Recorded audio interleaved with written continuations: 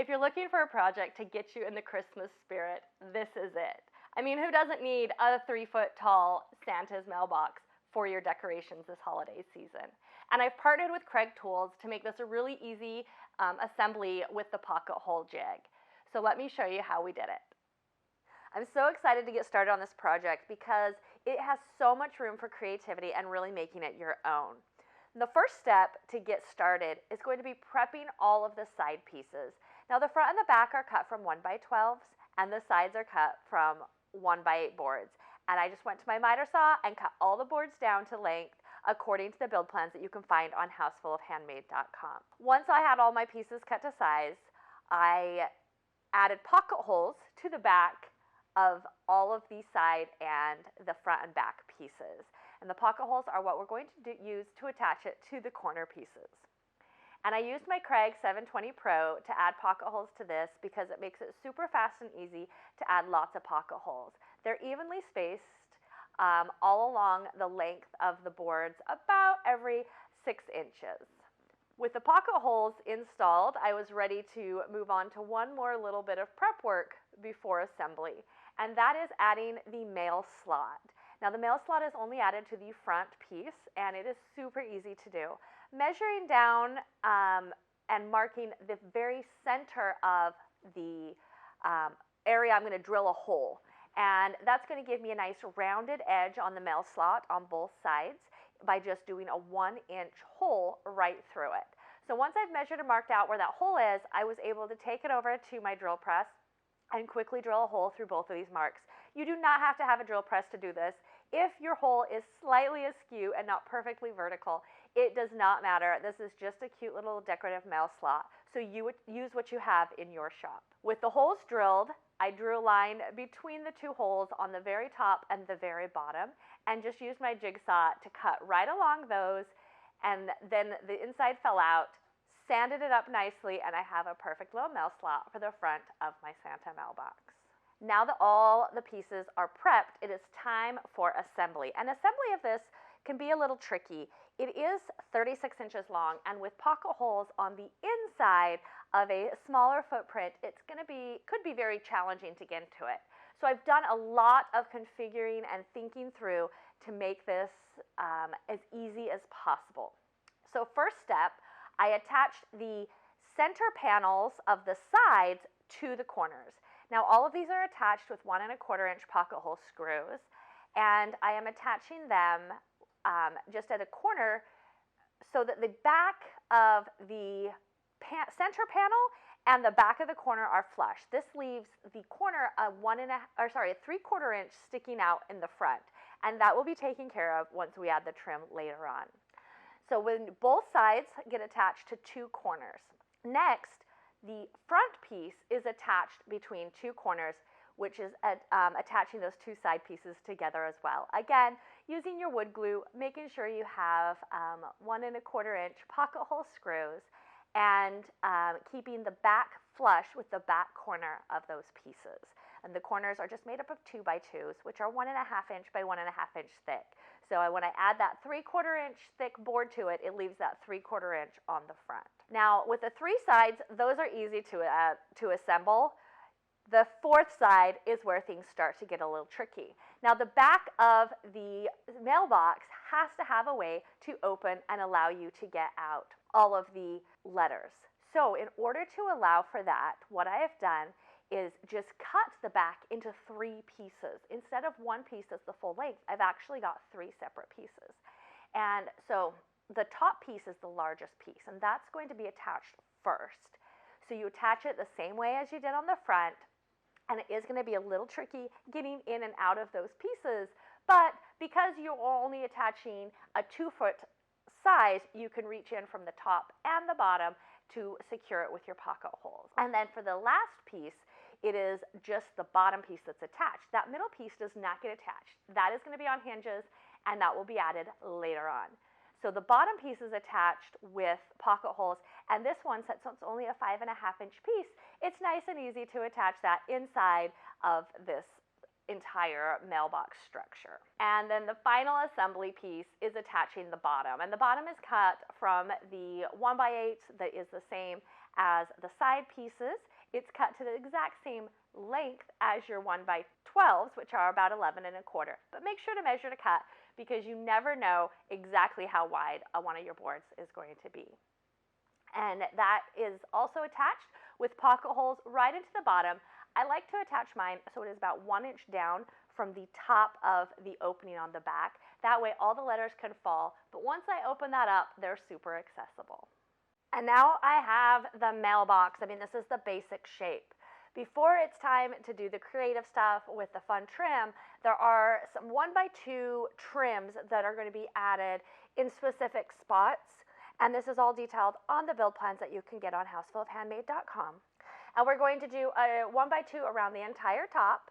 We're going to do one around the middle, just a little bit below the mail slot, and that will go on both sides, the front and the back as well. And we're also going to do all 4 sides here at the bottom, and it's going to be about a 1/2 inch taller or further up from the bottom than the height of the baseboard that you're going to use. I'm using a 3.5 inch baseboard, so I'll make sure that the top is 4 inches off the ground so I have a nice piece. And that's just going to fill in behind the corners so that the baseboard sits flat up against it. And all of this is done with using 1x2 boards. The last one is at the front only, is a 1x2 that goes over the top of the mail slot. And instead of being flush, so with the corners, it's actually going to stick out. So it's going to protrude out. It kind of gives the front of the mail slot a little bit of a weatherproof ledge. That makes it look really cute. So all of those are added with 1x2s, and they're easy to attach with wood glue, and I'm just using some nice brad nails to secure everything down. Once all the 1x2s are done, then it's time to have some fun and really decorate this out however you want. Now I'm going to do some decorating before I attach the top to it because the top is going to be kind of the last thing. That way I have full access inside from the top and the bottom just in case I need it. And for my decorations, I decided to go with a filigree, and I'm cutting that actually in a couple pieces because it was too large to use as is. Also, I've got some fun wood trims, and one of them, it made me think of like a candy cane with the rope trim between the top and the bottom little bumps. And that I'm going to use on a couple of these spots where it goes all the way, the 1x2 trim goes all the way around to make it look really 3-dimensional, like a full trim all the way around. I've also got some so I can add it next to the corners on the front section with the filigree and really just make this look like a really fun vintage Christmassy mailbox. You can go as crazy or as simple as you want with your trim. You could also, if you have a table saw, do just a lot of trims based off of cutting like a 1/4 inch strips of wood and adding that in some decoration. You can decorate all 4 sides. You can decorate just the front. This is the fun part. Get creative and make your mailbox your own. This is going to be really easy. I'm going to put a 1x12 board over the top and measure it out so it fits the exact size of the top of the opening. And then I just cut it to size. You can cut it to size with whatever you have. Circular saw, jigsaw, table saw, cut it to size and then attach it to the top. I'm just going to be using wood glue and some finishing nails because it doesn't need to be structural at all. Then I can add the trim, covering up that seam all the way around and really finishing off this piece. Next up is adding a baseboard all around the bottom. It's going to cover up the opening that we left here when we added the trim. Now you could obviously skip this step if you wanted to. It does look pretty cute, but I'm excited to see the baseboard kind of create a really substantial bottom to the mailbox. And I made my own baseboards using a 1x4 board, and I cut out a Roman OG on the one side with my router using the Craig tabletop router table, and the fence made it really easy for me to create my own baseboards. Then I'm just going to miter the corners and attach all the baseboards with wood glue and finish nails, just like I did for all the rest of the trim. The last step before it's time to finish up your mailbox is to add the back door so that you have access to removing the mailboxes. Now I've cut a piece of 1x12 to fit the space that was there, minus about 1/4 of an inch. And you're going to have to trim down probably about a kerf width off of the side so that it will fit into the space. And all of these details are included in the plans. To create a pole, you could add a knob or anything that you found at the hardware store. But I used a piece of dowel. I believe it's a 5/8 inch dowel. And to attach it, I drilled a 5/8 inch hole about halfway through my back piece and then glued the dowel in. Now before gluing the dowel in, I pre-drilled right through that center of that hole using that Forstner bit. It gives me right at the center, and I pre-drilled a little hole through that because in order to keep this closed, we're using a magnet on the back. So I need a screw in the back of my pole in order to attach to that magnet. For the magnet, I cut a scrap of 1x2. It's about 2.5 inches long, and I added a magnet. Now I'm using these disc magnets, a nice strong one, drilled a hole the exact width of the magnet and depth, and just super glued the magnet right into it. That is glued to the inside of the mailbox, and then just clamp it while the glue dries.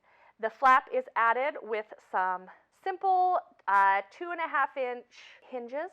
Now you could cut in and recess these hinges for a nice, tight, clean fit, but since this is the back of a seasonal decor that is only going to be out for a few months of the year, I decided to just leave the hinges right on top, make it super simple, and now the mailbox is ready for stain. I am or paint. You could do either or, but I am going to stain mine with a nice red stain. That way I still get to see all of the beautiful grain that comes through, but it should hopefully add a lot of character to all of this trim. Once the stain is dried, the final thing to really turn this mailbox into the perfect Christmas decor is to add North Pole to the front and top. And I did this very easily with some white vinyl that I cut out using my Silhouette Cameo. And I attached it right to the front and the top after the stain was nice and dry. And now I am ready to use this in all of my favorite displays. And now your mailbox is ready to display. There are so many fun places you can use this as decor. It would be amazing on a front porch, next to the Christmas tree, by the fireplace. I can think of so many great places to put it. And even more importantly, I cannot wait for the kids to start filling it up with all their Christmas wishes. If you like this project, please follow along at housefulofhandmade.com, where I share lots more fun things for you to build.